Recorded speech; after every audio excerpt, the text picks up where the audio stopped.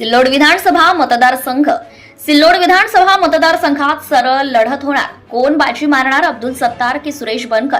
बिस्मिल्ला झालेल्यांनी रणशिंग फुंकले. कल्याण करणारे मदतीला धावतील का? उलटसुलट चर्चांना उधाण. जालना लोकसभा निवडणुकीत अब्दुल सत्तार यांनी कल्याण काळे यांचे कल्याण करून त्यांना दिल्लीला पाठवले होते व रावसाहेब दानवे यांचा बिस्मिल्ला केला होता. याचा वचपा काढण्यासाठी दानवे यांनी सुरेश बनकर यांना बळ दिले आहे. परंतु कल्याण काळे काँग्रेसचे खासदार आहेत आणि ते आता कल्याण करणाऱ्या अब्दुल सत्तार यांना मदत करतात की आघाडी धर्म पाळतात याकडे लोकांच्या नजरा लागल्या आहेत. या मतदारसंघात रावसाहेब दानवे व कल्याण काळे यांची भूमिका अब्दुल सत्तार किंवा सुरेश बनकर यांच्या विजयाचे रहस्य बनू शकते. मराठा योद्धा मनोज जरांगे यांनी निवडणूक न लढवण्याचा निर्णय घेतला आहे. यामुळे सिल्लोड विधानसभा मतदारसंघात आता शिवसेना युतीचे उमेदवार अब्दुल सत्तार व उद्धव सेना महाविकास आघाडीचे उमेदवार सुरेश पाटील बनकर यांच्यात सरळ जंगी कुस्ती होईल असे चित्र सध्या तरी दिसत आहे. आता यामध्ये कोण बाजी मारतो हे आगामी काळात दिसेलच. मात्र निवडणुकीचे वातावरण आता तापलेले दिसत आहे. अब्दुल सत्तार यांनी ज्यांचा बिस्मिल्ला केलाय ते भाजपचे माजी रेल्वे मंत्री रावसाहेब दानवे यांनी रणशिंग फुंकले आहेत. ते सुरेश बनकर यांना बळ देताना दिसत आहे. मात्र अब्दुल सत्तार यांनी ज्यांचे कल्याण केले ते काँग्रेसचे खासदार कल्याण काळे आता आघाडीत बिघाडी करून अब्दुल सत्तार यांच्या मदतीला धावतील का की ते आघाडीचे काम करून बिस्मिल्ला करतील याबाबत सिल्लोड विधानसभा मतदारसंघात उलटसुलट चर्चा सुरू आहेत. वंचित बहुजन आघाडीने येथे माजी नगराध्यक्ष बनेखा पठाण यांना उमेदवारी दिली आहे. ते कुणाच्या पथ्यावर पडते हे सुद्धा आगामी काळात दिसेलच. गेल्या 35 वर्षांपासून भाजपचे एकनिष्ठ असलेले सुरेश बनकर यांनी शिवबंधन बांधले व खेळी खेळून महाविकास आघाडीचे तिकीट मिळवले. लोकसभेचा बदला घेण्यासाठी भाजपचे माजी खासदार रावसाहेब दानवे यांनी अब्दुल सत्तार यांना चक्रव्यूहमध्ये घेरण्याचं षडयंत्र रचलं आहे. सुरेश बनकरची राजकीय खेळी, दानवेंचे चक्रव्यूह आता अब्दुल सत्तार भेदतात का याकडे संपूर्ण जिल्ह्याचं लक्ष लागून आहे. सत्तार यांची हॅट्रिक तर झाली, आता चौथ्यांदा त्यांचं विजयरथ रोखण्याचे तगडे आवाहन सुरेश बनकर यांच्या समोर आहे. अब्दुल सत्तार नंतर सुरेश बनकर यांची कोलांट उडी. अब्दुल सत्तार 1999 मध्ये अपक्ष लढले होते.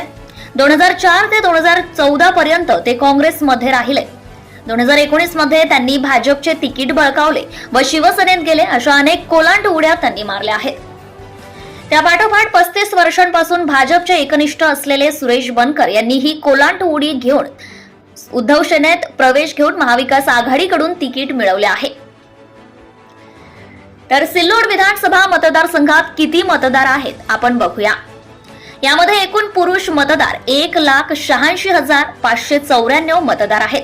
महिला मतदार 1,71,388 मतदार आहेत. तर तृतीयपंथी एकूण 3 मतदार आहेत. सिल्लोड विधानसभा मतदारसंघात सर्व मिळून एकूण मतदान 3,57,985 मतदार आहेत.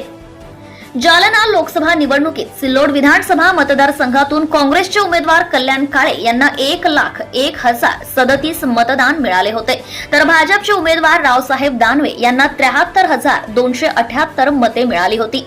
कल्याण काळे यांना 27,559 मतांची आघाडी 759 मतांची आघाडी मिळाली होती. अपक्ष मराठा उमेदवार मंगेश सावळे यांनी या मतदारसंघात विक्रमी 41,343 मते घेतली होती.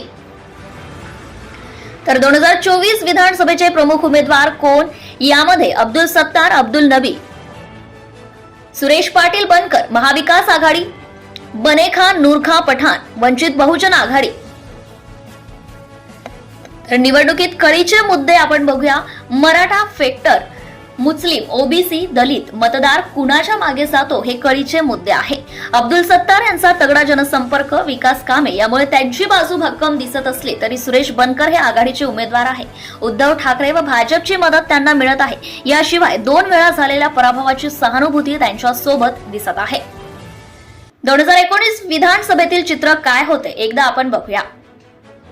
2019 मध्ये शिवसेनेचे उमेदवार अब्दुल सत्तार यांनी एकूण 1,23,383 मतदान घेतले होते. तर त्यांचे प्रतिस्पर्धी अपक्ष उमेदवार प्रभाकर पालोदकर यांनी 99,002 मतदान घेतले होते.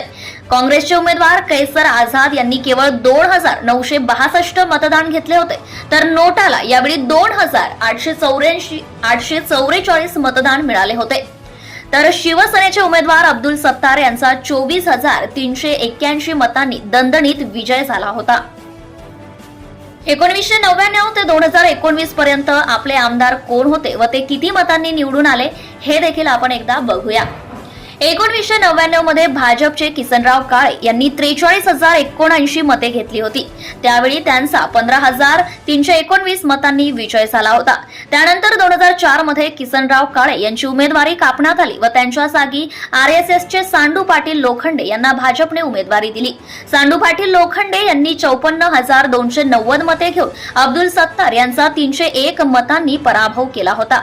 त्यानंतर मात्र अब्दुल सत्तार यांचा विजयी रथ कुणीच रोखू शकला नाही. 2009 मध्ये काँग्रेसतर्फे अब्दुल सत्तार यांनी 98,131 मते घेतली व सुरेश बनकर यांचा 26,753 मतांनी पराभव केला होता.